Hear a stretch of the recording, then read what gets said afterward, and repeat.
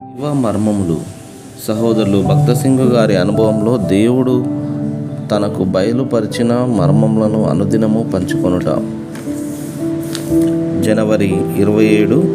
ఈ దినమున యెహోవాకు ప్రతిష్ఠితంగా మనోపూర్వకంగా ఇచ్చువారునైన మీలో ఉన్నారా? మొదటి దినవృత్తాంతములు 29 అధ్యాయము 5వ వచనము.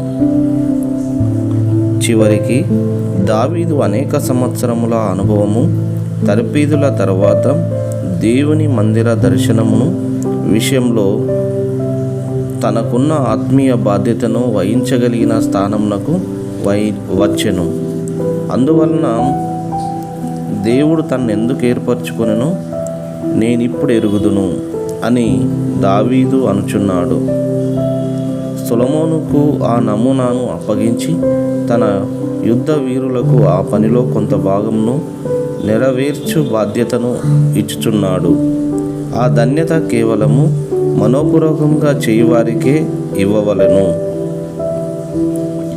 దేవుని సేవలో మనము బోధించవచ్చును, ప్రార్థించవచ్చును, ఏదో ఒక చిన్న పనిని చేయుచుండవచ్చును. అయితే అది మనుషుని ఒత్తిడిని బట్టి జరిగించబడుచున్నదో అట్టిది దేవుని వలన అంగీకరించబడదు.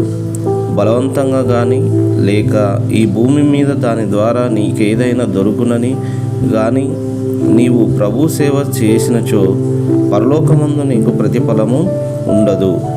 దేవుడు మనోపూర్వకమైన సేవనే కోరుచున్నాడు. దైవ మర్మములు.